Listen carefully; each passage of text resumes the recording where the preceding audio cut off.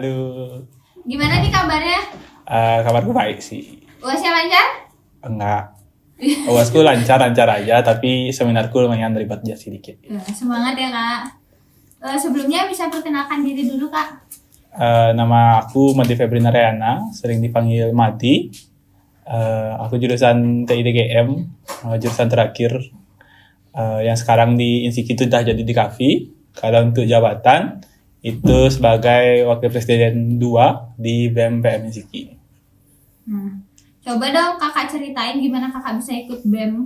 Apa karena jebakan Batman atau emang keinginan kakak sendiri buat ikut BEM?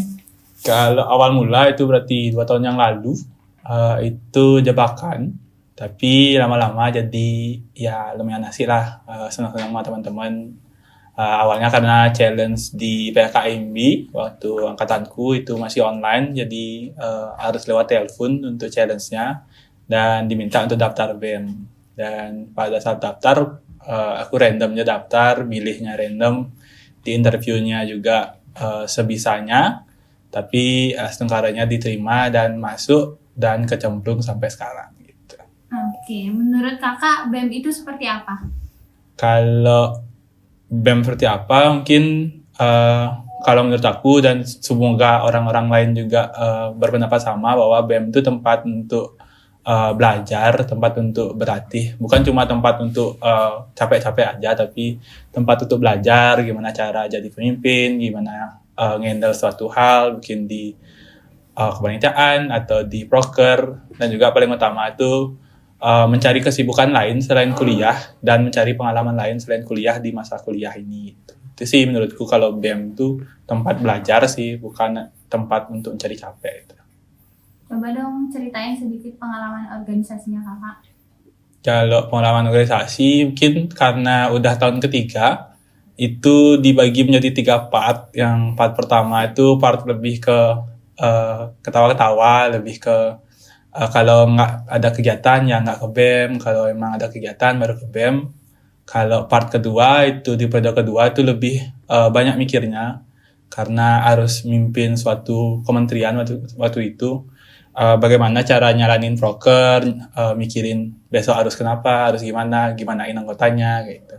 Kalau di part ketiga itu sebagai sekarang di Wapresma itu lebih banyak ke menjaga, gimana cara menjaga anak-anak biar tetap ada, anak-anak tetap semangat, tetap berada di sini, tetap bersama-sama buat nyalanin proker tuh lebih banyak ke sana untuk di periode ketiganya gitu.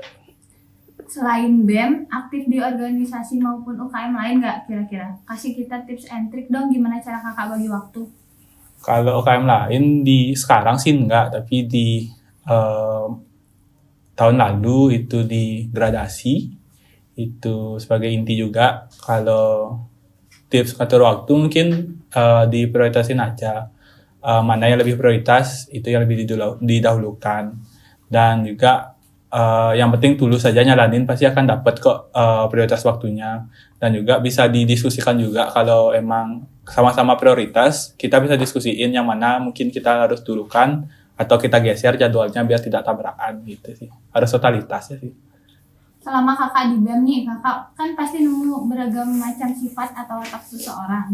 Gimana cara kakak buat menjalin kedekatan sama anak-anak BEM? Kalau menjalin kedekatan mungkin aku susah ya. Dah sering banget dapat masukan dari anak-anak tuh bahwa aku tuh kalau anak-anak baru itu senggan untuk nyapanya, tapi aku selalu berpendapat bahwa sapa aja duluan, mungkin aku nggak atau nggak kenapa itu. Kalau cara menjaga mungkin tergantung kepribadian orang lagi, tapi kalau dari aku lebih banyak yang ngobrol aja, nanyain hal-hal simpel dulu, yang lama-kelamaan pasti akan berlanjut obrolannya kalau dia juga open untuk ngobrol gitu. Itu sih. Nah, ngebahas anak BEM nih, kira-kira ada nggak orang yang bikin kakak termotivasi atau orang yang bikin kakak ngerasa kayak orang gini kayak gini beneran ada loh, istilahnya orang yang bikin kakak terkagum-kagum? Kalau orang kayak gitu lebih ke senior-senior sih, karena setelah dijalanin ternyata mereka bisa nyalanin ini, dan kenapa aku sampai stres-stres nyalanin ini, sampai berpikir banyak, tapi kayaknya kok dulu kakak-kakak senior tuh gampangnya nyalanin ini gitu. Banyak sih kakak-kakak senior tuh dari angkatan 2 tahun lalu, angkatan tahun lalu itu sebagai orang-orang yang bisa nyalanin kuliahnya jalan, BEM-nya juga jalan dengan lancar kayak gitu. Suka dan duka kakak selama menjadi bagian dari BEM? Kalau suka dan duka pasti lebih banyak sukanya, alhamdulillah kayaknya. Tapi pasti ada kadang-kadang tuh ada dukanya juga. Kalau lebih seru sih pas duka ya, biar lebih dramatis sedikit videonya. Kalau dukanya itu aku jarang pulang.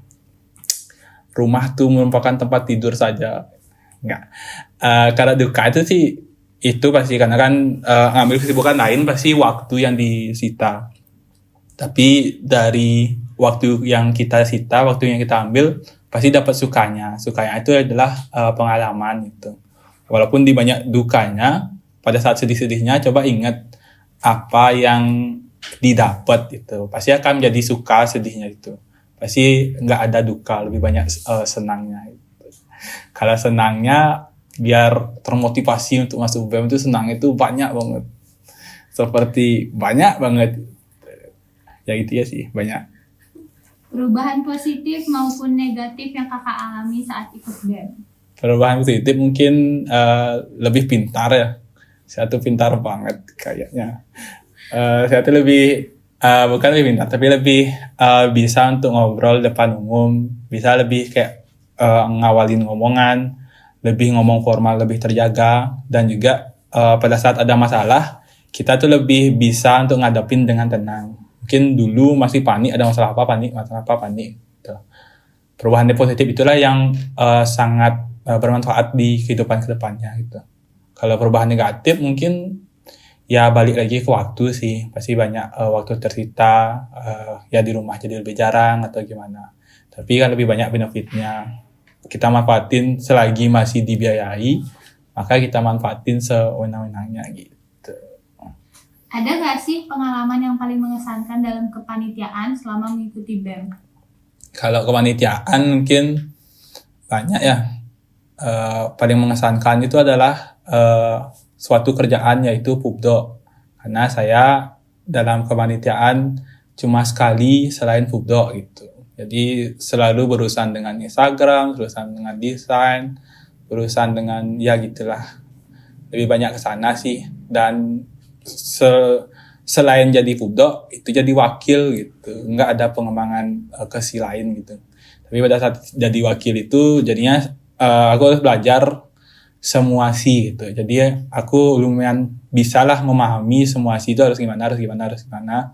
Jadi kalau dalam kepanitiaan yang paling berkesan ya pastilah jadi wakil, karena di sana banyak belajar semuanya lebih global, walaupun tidak khusus tapi lebih global. Kita tahu apa yang harus dikerjakan dalam kepanitiaan itu sih. Ada pengalaman di BEM yang membuat kakak terharu nggak sih kak? Kalau terharu tuh banyak banget. Kalau paling terharu pasti di masa-masa periode kedua itu sangat mengharukan, karena di periode kedua tuh banyak hal yang aku buat, aku awalin untuk buat itu, seperti di kepanitiaan itu sebagai wakil itu juga membuat satu hal yang besar. Habis itu di kementerian juga aku membuat beberapa hal, dan pada saat di kementerian hal-hal tersebut ditayangkan di depan seluruh anak BEM itu aku sangat terharu. Aku nggak nangis sih, tapi terharu ya sih. Harapan kakak ke depannya buat BEM?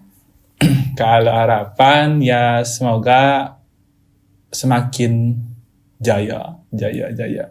Semoga semakin ya menetapkan tujuannya, semoga semakin mengarah ke tujuan utamanya, yaitu sempat sebagai perwakilan dari mahasiswa untuk menjalankan segala hal di kampus.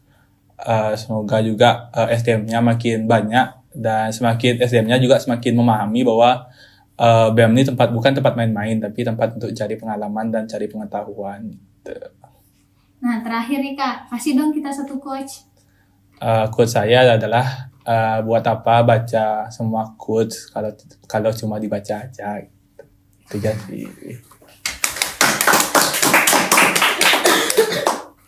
Nah, karena pertanyaan sudah habis, aku mau berterima kasih dulu kepada Kak Febri karena sudah menyempatkan untuk hadir di sini. Terima kasih Kakak. Bye.